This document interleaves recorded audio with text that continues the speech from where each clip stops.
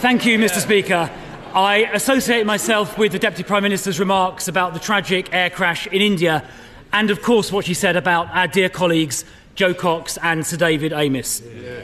I also join her in calling for de-escalation between Israel and Iran, while noting everything possible must be done to stop Iran getting a nuclear weapon.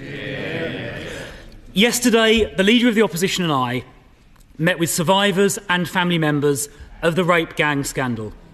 Fiona, Teresa, Lucia and Marlon. They told us how authorities deliberately covered up the systematic rape of young girls and some boys by gangs of predominantly Pakistani heritage men. They covered it up because they cared more about so-called community relations than about protecting vulnerable girls. That is disgusting. The survivors told us they will only have confidence in an inquiry if it is independently led, has full statutory powers, covers all 50 towns affected, including Bradford, if those who covered this up are prosecuted, if foreign perpetrators are all deported, if survivors are closely involved, and if it is set up before the summer recess. Can the Deputy Prime Minister give the survivors and their families those assurances? Deputy Prime Minister. Well, Mr. Speaker, first of all, can I thank him for his tone and putting the survivors and victims at the heart of this question here today. I think it's absolutely right that we all look at what's happened over the last couple of decades, the countless reports that we've had, and we look to implement that. He's absolutely right to also talk about the confidence people must have in that independent inquiry. And the member that my friend, the Shadow Home Secretary, spoke about that earlier this week in regards to Baroness Casey's report. So we will take that forward at speed, Mr. Speaker. It will be independent, it will have statutory powers, and we will implement the J report, which was he will have known about as the Shadow Minister in charge. The Minister in charge at the time, and we'll get on with taking the action. I hope members of his party will take his tone in making sure the whole House put the victims first and we all work together to get to the bottom of it. Well, I thank the Deputy Prime Minister for her answer.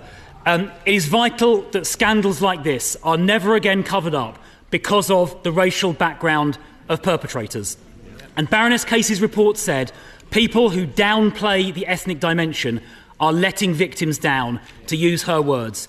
So I do have to raise the language the Prime Minister used in January when he, I'm afraid to say, smeared campaigners as jumping on, quotes, a far-right bandwagon, simply for calling for the very inquiry he has now been forced to set up. Standing up for rape victims is not far-right. So will the Deputy Prime Minister apologise for what the Prime Minister said? Deputy Prime Minister.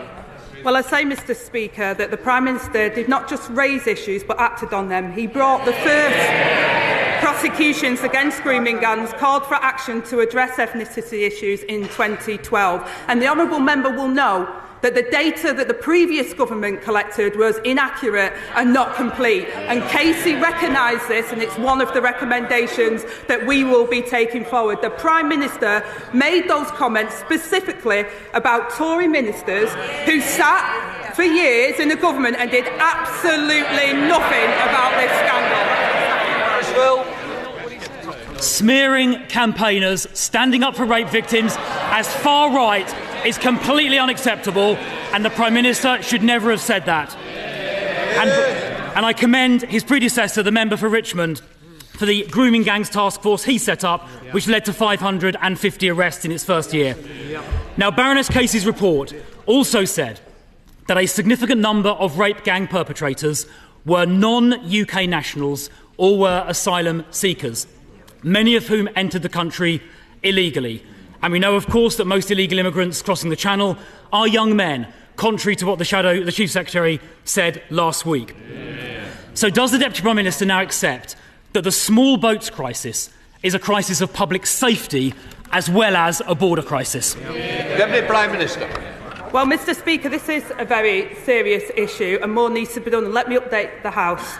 Working with our allies, we've carried out a series of major arrests to tackle smuggling gangs behind this vile trade.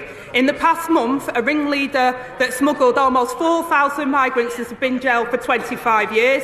We could go further thanks to the law enforcement agreements we struck with Germany, Italy, Serbia and the Balkan states. In stark contrast to the honourable gentleman, he was the man at the heart of the Home Office when immigration soared.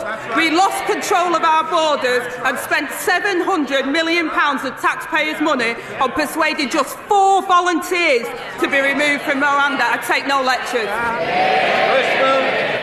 If she wants to find out who's lost control of our borders, I suggest she looks to her immediate right.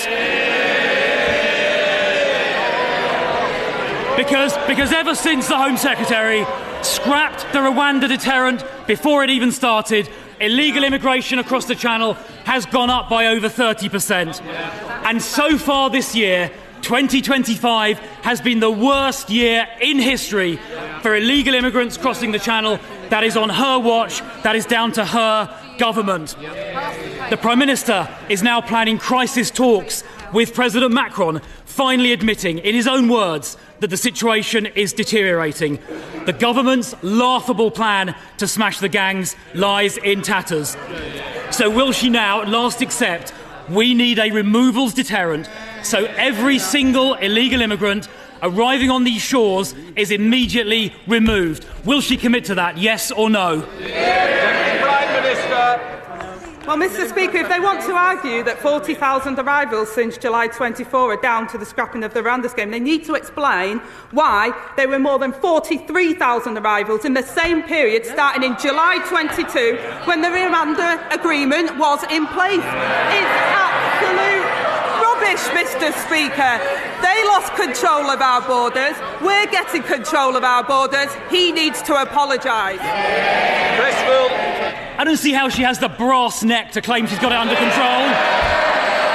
When the numbers crossing the Channel this year are the highest in history. She asked about the Rwanda deterrent. I'll repeat, she obviously wasn't listening to what I said earlier. The Rwanda scheme never started. And indeed illegal immigrants in Calais said they were... Order! Order! Just do it. I want to hear the question, and I'm sure our constituents want to hear the question and the answer. Chris. Thank you, Mr Speaker. The Rwanda scheme never started. Illegal immigrants in Calais were saying before the election how much they wanted the Prime Minister to get elected because he would help them get here. When Australia started a similar scheme about 10 years ago, it worked within a few months.